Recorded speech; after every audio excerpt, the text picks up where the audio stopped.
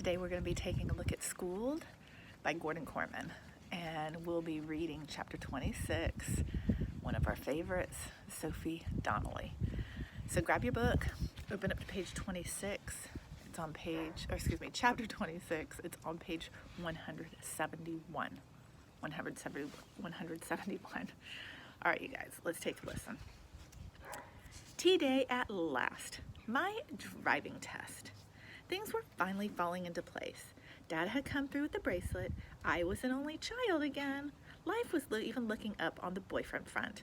For the last couple of days, I'd been on the receiving end of some intense glances from Martin Enfield, a senior on the lacrosse team. Now I just had to pass this test.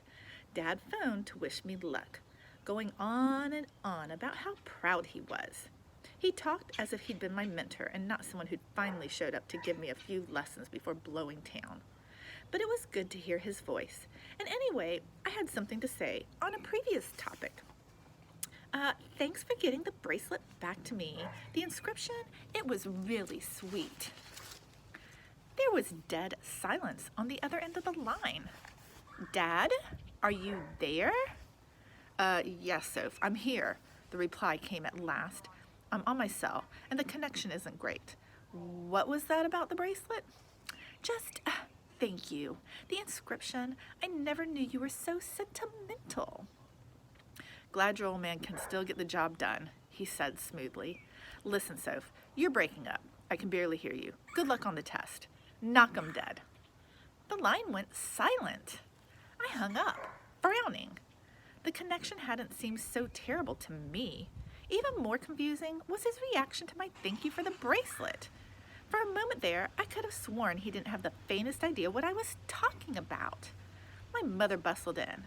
Ready to go? Mother, do you think Dad could have already forgotten about sending me back the engraved bangle? She gave me that sympathetic social worker look that she normally reserved for her loser clients like Cap Anderson.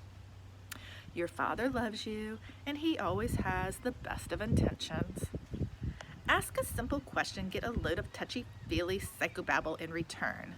So, should I take that as a yes? Honey, this is such a big day for you. Why would you dwell on something that's only going to make you unhappy? Whatever. The waiting room of the DMV was decorated with large, mounted photographs of multi-vehicle pile-ups. Real subtle. Truth be told, I was scared to death. When the examiner got into the car, I honestly thought I might lose my lunch. Make a left out of the parking lot, he instructed. It was a wet day, not pouring rain, but misty. That spooked me too. Turning the wheel, working the pedals, these things should have been second nature. Today, they seemed awkward and complicated, like I was defusing a bomb. One wrong move and boom! To calm my nerves, I tried to replace the instructor with a mental image of Dad in the passenger seat. Yet, for some reason, the imaginary companion my brain conjured up was not my father, but Cap. I shook my head to reboot, but he was still there. The freakazoid was coming with me on the most important test of my life. And why did the examiner have to take me down such a narrow street?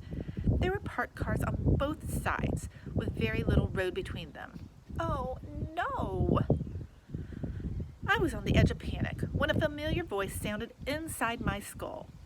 If the front gets through, the rest will drag. Gritting my teeth, I aimed the hood into the tight passage and held on for dear life. It was all I could do to keep from cheering as the Saturn threaded the needle. Thanks, Cap. It was a good thing Rain drove a taxi before devoting her life to terrorizing my mother. Turn on the interstate, the examiner ordered. I took it slow, merging onto the highway. As we picked up speed, droplets of water began running down the windshield. I set the wipers on intermittent, feeling a little more confident. Still, my mind kept returning to the phone conversation with Dad. Believe me, I knew the man was a flake, but how could he forget about the bracelet? He didn't just give it to me, he presented it, took it away, had it engraved, and then brought it to the post office to mail.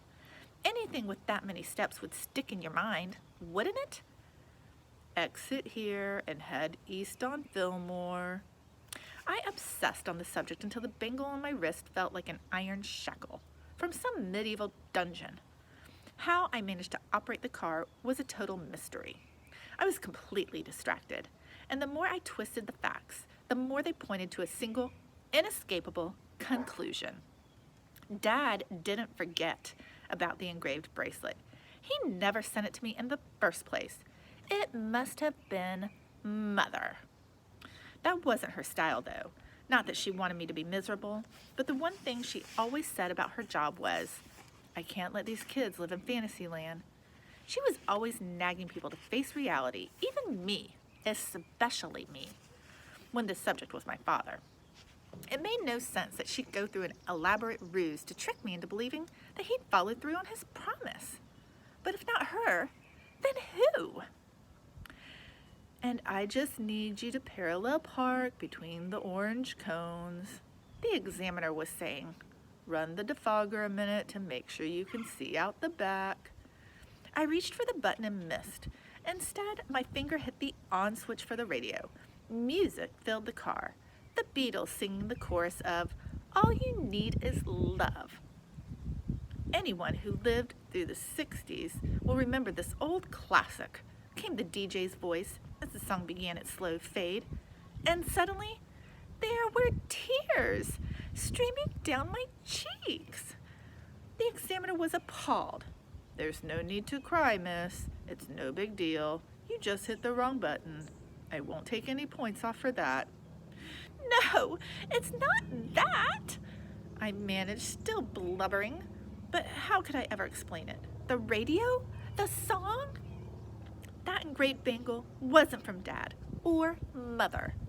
All you need is love? There was only one person who could have come up with that inscription. Cap. I crunched on all 4 cones. The examiner passed me anyway.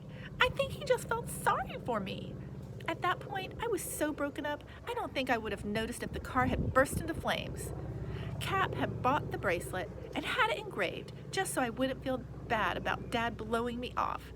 He got absolutely nothing in return. He wasn't my boyfriend. He wasn't even my friend.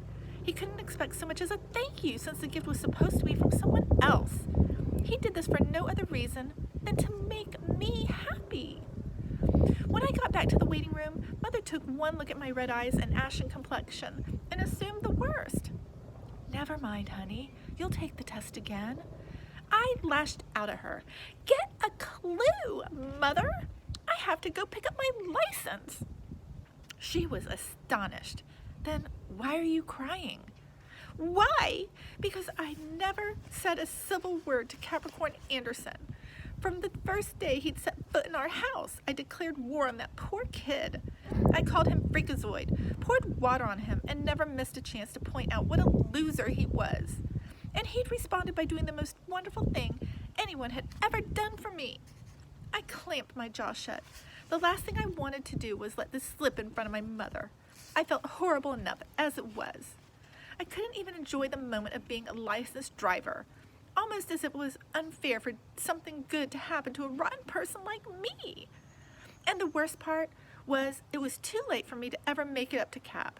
He was gone, sucked back to 1967. His last chance of having a life was shot. I thought back to myself in 8th grade, all the good times still to come. But not for him. He was buried in his ponchos and peace signs. Tomorrow was Halloween. Those Halloween dances were the best thing about middle school. The poor guy got hauled off to the freak farm before he even had a chance to party, get wild, actually dance with a girl. And there was nothing anybody could do about it. Unless... What is Sophie thinking? What's she going to do? Stay tuned. Find out next time on Schooled. Take care, everybody.